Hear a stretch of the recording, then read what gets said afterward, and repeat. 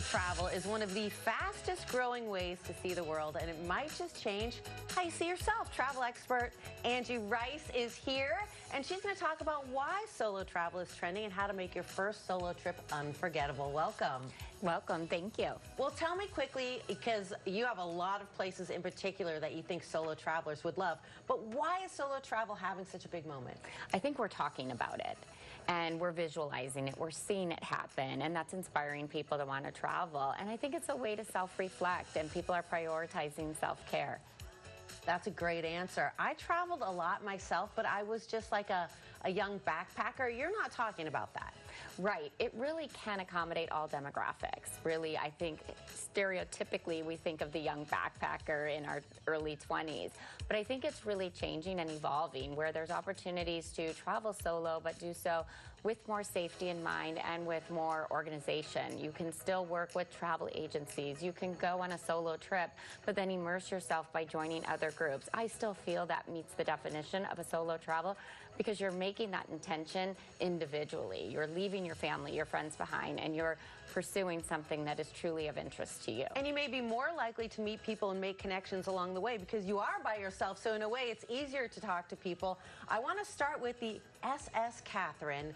This is obviously a boat, but it caters to solo travelers. Yes, well, not entirely. They're just grasping the movement, and I think that is something to celebrate. To have a Uniworld is the cruise line. They offer river cruises, but for them to make the commitment to offer a women-only sailing, I think is very impactful, and I hope to see that trend continuing. So Uniworld and other brands like Backroads are offering these women-only experiences. So for the women traveler, they might feel safer traveling with other women. Well, I don't know about you, but I watched a lot of Downton Abbey and The Crown, and it's made me want to go to England. How do you feel about London as a solo destination? I think it's a great destination because it offers so much. It's also, people feel a little bit more safe when they know that the primary language is also English.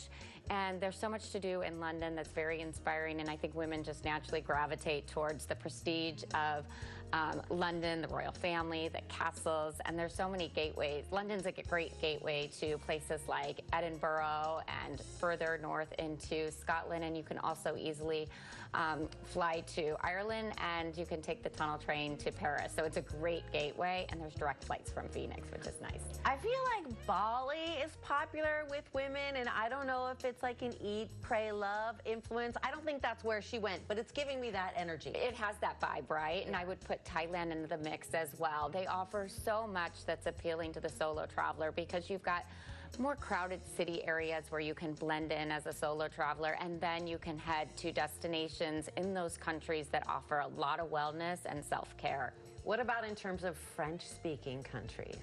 Well, of course, you could always venture to quiet destinations like the French Polynesian Islands, but France is a great destination, in my opinion, for solo travel, because, again, it offers that countryside and a safe environment, but there's also those staple cities, you know, Paris to Bordeaux, and heading south of France is very mesmerizing. Well, I went to school in Manhattan, and I always tell my kids, everybody should live in New York City for like at least a year of their lives. How do you feel about traveling there? I mean, I know it's had its ups and downs. It feels pretty safe now.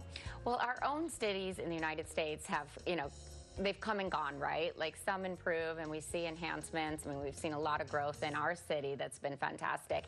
And I do feel that I stopped by London quite frequently, visiting before my trips overseas, and I've seen a vast improvement. There is this focus on cleaning up the city, but yes, be mindful. I mean, when you're in destinations with 10 to 20 million people within the vicinity, when you count the travelers as well, you know, it's not always sustainable day by day, but I think the city is moving towards really accommodating the traveler, and there's so many parts of New York to be discovered. Angie Rice, thank you so much. If people want to plan a solo adventure, how can they reach you to get a little help?